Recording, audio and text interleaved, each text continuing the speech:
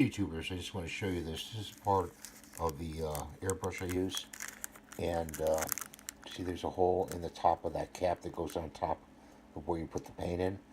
That hole has to be cleared and cleaned once in a while. And this is not supposed to be an airbrush tutorial in any kind, but if you don't have that hole open there on the top there, it will not vent properly and will not spray the paint properly at all. That's why you see most people with airbrushing, they have the caps off because they put the cap on and they don't know it's blocked. So we've just been clear coating this model I did a long time ago.